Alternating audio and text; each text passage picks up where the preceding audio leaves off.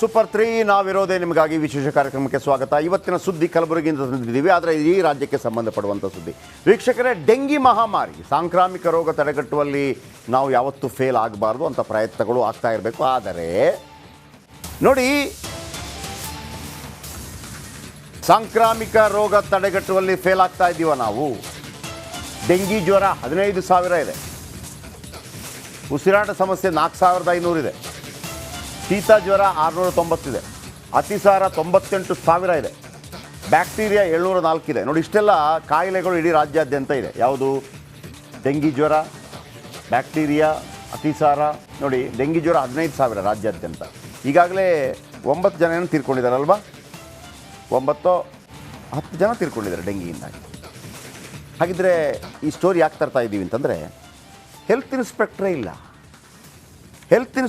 ಇಲ್ಲ. ಎಷ್ಟು health inspector? ಒಟ್ಟು 5,944 ಹೆಲ್ತ್ ಇನ್ಸ್ಪೆಕ್ಟರ್ಗಳ ಪೈಕಿ ಇನ್ನೂ 2,849 ಹೆಲ್ತ್ ಇನ್ಸ್ಪೆಕ್ಟರ್ ಖಾಲಿ ಹುದ್ದೆ. ಮತ್ತು ಏನನ್ನು ತಡೆಗಟ್ಟೋದು ಮಣ್ಣಂಗಟ್ಟಿ? ಏನನ್ನು ತಡೆಗಟ್ಟೋದು? ಯಾರಿದ್ರ ಬಗ್ಗೆ ಗಮನ ಹರಿಸಬೇಕು? ಸಾಂಕ್ರಾಮಿಕ ರೋಗ ಬಂದಾಗ ಹೆಲ್ತ್ ಇಲಾಖೆ ಅಂತಿರುತ್ತೆ, ಆರೋಗ್ಯ ಇಲಾಖೆ ಅಂತಿರುತ್ತೆ. ಸುಮ್ಮನೆ ಅಲ್ಲ, ಅವರು ಇದರ ಬಗ್ಗೆ ಗಮನ ಹರಿಸಬೇಕು. ಪಾಪ ಹೆಲ್ತ್ ಇನ್ಸ್ಪೆಕ್ಟರ್ಗಳು ವರ್ಷಾನುಗಟ್ಟಲೆ ಸರ್ ನಮ್ಮನ್ನು ಅಪಾಯಿಂಟ್ ಮಾಡಿ ಅವರು ಪಾಪ ಹೆಲ್ತ್ ಇನ್ಸ್ಪೆಕ್ಟರ್ಗಳು ಜಾಬ್ ಕಲಿತ ನಂತರ ಬೇರೆ ಕೆಲಸಕ್ಕೆ ಹೋಗೋಕ್ಕಾಗಲ್ಲ. ಈಗ ಕೆಲವರು ಇರ್ತಾರೆ, ಏನೋ ಮಾಡಿದೆ ಸರ್, PUC ಮಾಡಿದೆ, ಈ ಕೆಲಸ ಸಿಕ್ಕಿಲ್ಲ, ಫಿಟ್ಟಿಂಗ್ ಮಾಡ್ತಾಯಿದ್ದೀನಿ, ಎಲೆಕ್ಟ್ರಿಷಿಯನ್ ಆಗಿದ್ದೀನಿ, ಇವ್ರಿಗೆ ಮಾಡೋಕ್ಕಾಗಲ್ಲ ಸರ್. ಹಂಗೆ ಬನ್ನಿ, ಇದರ ಬಗ್ಗೆ ಒಂದು ಸ್ಟೋರಿ ತಂದಿದ್ದೀವಿ. ಅದಾದ ನಂತರ ಸಂಬಂಧಪಟ್ಟವರ ಗಮನಕ್ಕೆ ತರೋಣ.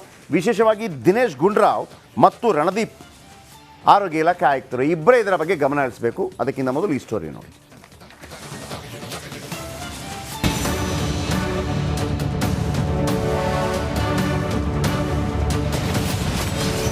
ಡೆಂಗಿ ಆರ್ಭಟ ಇದ್ರೂ ಡೋಂಟ್ ಕೇರ್.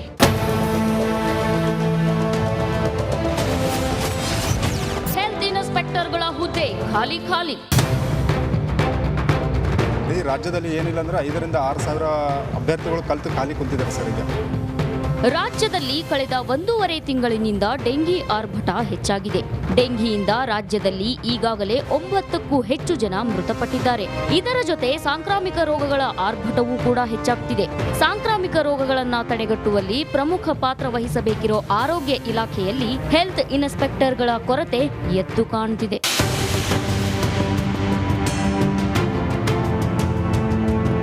ನಗರ ಭಾಗದಲ್ಲಿ ಮತ್ತು ಗ್ರಾಮೀಣ ಭಾಗದಲ್ಲಿ ಆರೋಗ್ಯ ನಿರೀಕ್ಷಣಾಧಿಕಾರಿಗಳು ಮನೆ ಮನೆಗೆ ಭೇಟಿ ನೀಡಿ ಲಾರ್ವಾ ಸರ್ವೆ ಮಾಡಿ ಮನೆ ಸುತ್ತಲೂ ಸ್ವಚ್ಛತೆ ಬಗ್ಗೆ, ಸಾಂಕ್ರಾಮಿಕ ರೋಗಗಳ ಬಗ್ಗೆ ಮುನ್ನೆಚ್ಚರಿಕೆ ಕ್ರಮ ವಹಿಸುವ ಬಗ್ಗೆ ಜನರಿಗೆ ಅರಿವು ಮೂಡಿಸುವುದರ ಜೊತೆಗೆ ರೋಗಗಳು ಹರಡದಂತೆ ನೋಡಿಕೊಳ್ಳೋ ಕೆಲಸ ಈ ಹೆಲ್ತ್ ಇನ್ಸ್ಪೆಕ್ಟರ್ಗಳು ಮಾಡ್ತಾರೆ.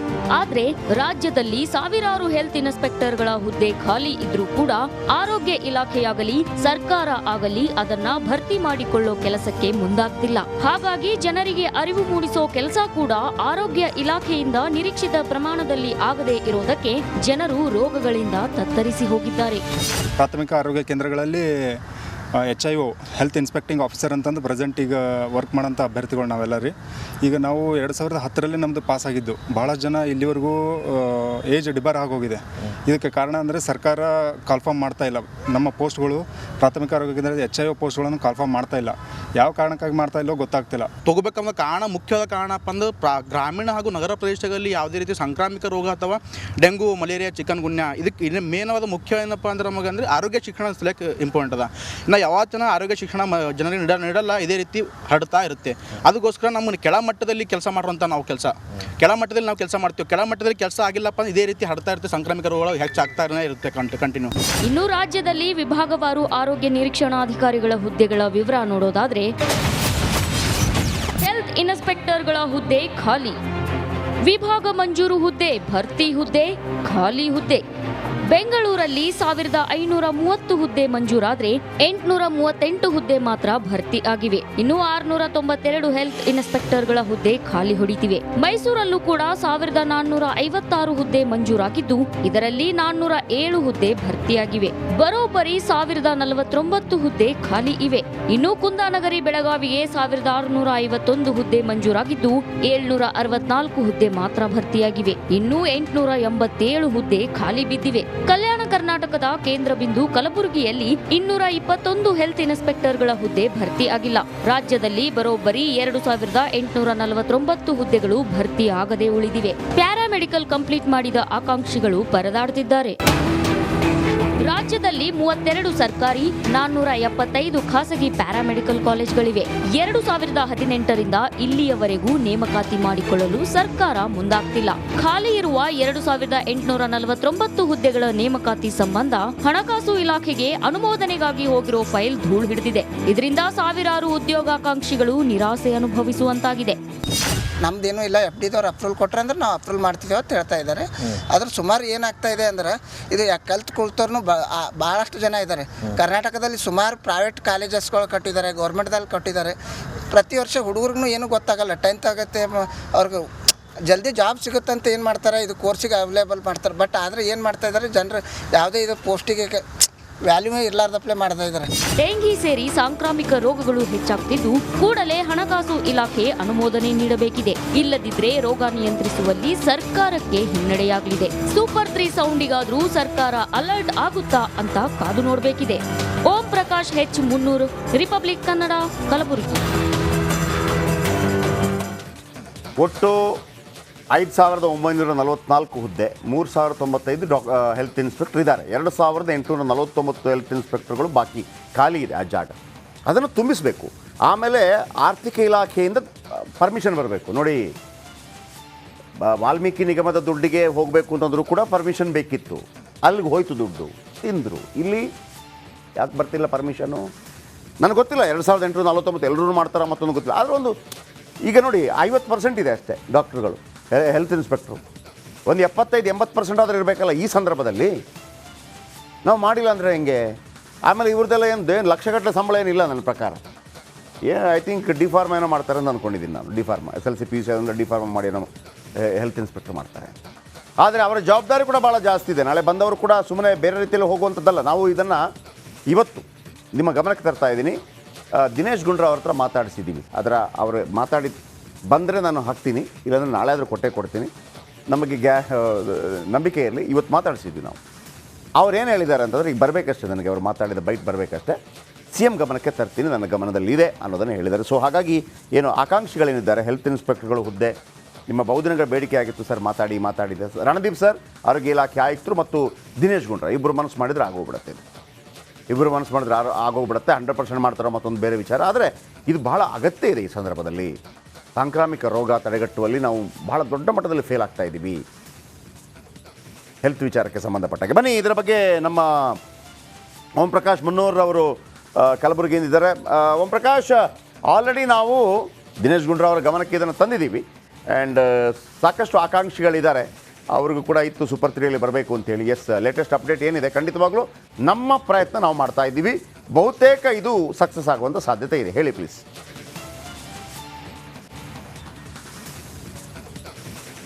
ಖಂಡಿತವಾಗೂ ಜಯಪ್ರಕಾಶ್ ಶೆಟ್ಟಿ, ಯಾವತ್ತೂ ಕೂಡ ಏನು ಹೆಲ್ತ್ ಇನ್ಸ್ಪೆಕ್ಟರ್ ಹುದ್ದೆಗಳ ಉದ್ಯೋಗಾಂಕ್ಷಿಗಳು ಏನಿದ್ದಾರೆ ಅವರ ಬಹಳ ಆಸೆ ಇತ್ತು ಒಂದು ಸೂಪರ್ 3ಯಲ್ಲಿ ಈ ಒಂದು ಪ್ರೋಗ್ರಾಮನ್ನು ಟೆಲಿಕಾಸ್ಟ್ ಮಾಡಿ ಸರ್ಕಾರದ ಗಮನಕ್ಕೆ ತಂದು ಅವರ ಉದ್ಯೋಗ ಕೊಡಿಸುವಂಥ ಕೆಲಸ ಆಗಬೇಕು, ಅಥವಾ ಅದು ಆ ಒಂದು ಹುದ್ದೆಗಳನ್ನು ಕಾಲ್ಫಾರ್ಮ್ ಮಾಡುವಂಥ ಕೆಲಸ ಆಗಬೇಕು ಅನ್ನುವಂಥ ನಿಟ್ಟಿನಲ್ಲಿ ಸಾಕಷ್ಟು ಉದ್ಯೋಗಾಂಕ್ಷಿಗಳು ಭಾಳ ಒಂದು ಆಸೆಯನ್ನು ಇಟ್ಕೊಂಡಿದ್ರು. ಇವತ್ತು ಕೂಡ ಸಾಕಷ್ಟು ಜನ ಉದ್ಯೋಗಾಂಕ್ಷಿಗಳು ಇಲ್ಲಿದ್ದಾರೆ.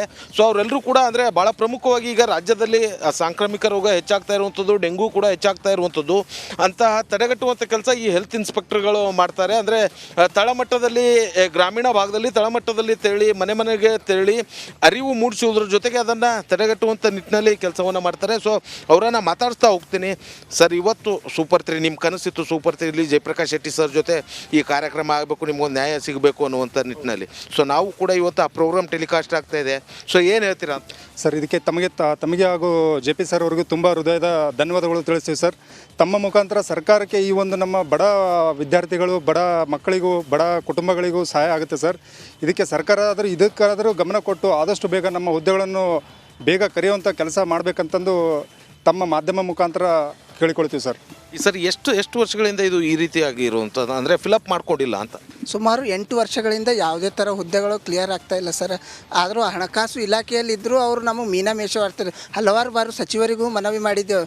ಸುಮಾರು ಇದರಲ್ಲಿ ಏನಾಗಿದೆ, ಬಡ ವಿದ್ಯಾರ್ಥಿಗಳು ಕಲ್ತು ಕುಂತಿದ್ದಾರೆ. ಸುಮಾರು 5,000ಕ್ಕಿಂತ ಹೆಚ್ಚು ವಿದ್ಯಾರ್ಥಿಗಳು ಕಲ್ತು ಕುಂತಾರೆ. ಆದರೆ 8 ವರ್ಷದಿಂದ ಯಾವುದೇ ಉದ್ಯೋಗನೂ ನೀಡಿಲ್ಲ. ಕಲ್ತಿಗೆ ಹಾಗೆ ಕುಂಡ್ರೋದಾಗಿದೆ. ಸರ್ಕಾರ ಮಟ್ಟದಲ್ಲಿ ಹೇಗಾಗ್ತದೆ, ಕೋವಿಡ್ ಟೈಮಲ್ಲಿ ಒಂದು ನೋಡಿ, ಕಳೆದ 8 ವರ್ಷದಿಂದ ಇವರನ್ನು ರಿಕ್ರೂಟ್ ಮಾಡಿಲ್ಲ. 8 ವರ್ಷದಿಂದ ಮತ್ತು ಅವರು ಆ ಪ್ರೊಫೆಷನಲ್ ಕೋರ್ಸ್ ಮಾಡಿ ಏನು ಮಾಡಬೇಕು ಅವರು? 8 ವರ್ಷದಿಂದ ನೀವು ರಿಕ್ರೂಟ್ ಮಾಡಿಲ್ಲ. ಅಲ್ಲಿ ಹಣಕಾಸು ಇಲಾಖೆಯಿಂದ ವಾಲ್ಮೀಕಿ ನಿಗಮಕ್ಕೆ ತಗೋ ಮಗ ಅಂತ ಹೋಗ್ತಾ ಇದೆ. ಇವರನ್ನು ಕೂಡ ಕೆಲಸಕ್ಕೆ ತಗೋ ಮಗ ಅಂತೇಳಿ ನಾವು ಕೂಡ ಹೇಳ್ತಾ ಇದ್ದೀವಿ.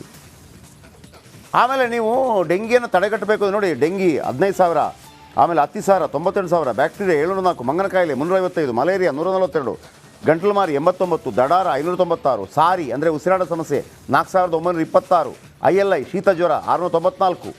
ಇಷ್ಟೆಲ್ಲ ಇದೆ. ಅರ್ಧಕ್ಕರ್ಧ ಹೆಲ್ತ್ ಇನ್ಸ್ಪೆಕ್ಟರ್ ಇರೋದು. ದಯವಿಟ್ಟು ದಿನೇಶ್ ಗುಂಡ್ರಾವ್ ಅವರು ನಿಜವಾಗಿ ಅವರಿಗೆ ಕಳಕಳಿ ಇದೆ. ಯಾಕಂದರೆ ಕಳೆದ ಬಾರಿ ಕೂಡ ನಾವು ಡೆಂಗಿ ಬಗ್ಗೆ ಹೇಳಿದಾಗ ಅವ್ರು ಜಾಸ್ತಿ ಮಾಡಲಿಲ್ಲ ಟೆಸ್ಟಿಂಗ್. ಕೇವಲ 300 ರೂಪಾಯಿ, 250 ರೂಪಾಯಿ ಮತ್ತು 300 ರೂಪಾಯಿ, ಒಟ್ಟು 550. ನಾವು ಅದರ ಸ್ಟಿಂಗ್ ಮಾಡಿದ್ವಿ, 2,000 ಆಗುತ್ತೆ ಅಂತೇಳಿ ತಕ್ಷಣ ಎಚ್ಚೆತ್ಕೊಂಡ್ರು. ದಯವಿಟ್ಟು ಸರ್, ನಿಮ್ಮಲ್ಲಿ ಕಳಕಳಿಯ ವಿನಂತಿ. ಪಾಪ ಈ ಹುಡುಗರೆಲ್ಲ ಬಡ ಮನೆಗಳಿಂದ ಬಂದವ್ರು ರೀ. ಪಾಪ ನೀಟ್ ಕಟ್ಟಿದವ್ರೆ ಇವರು.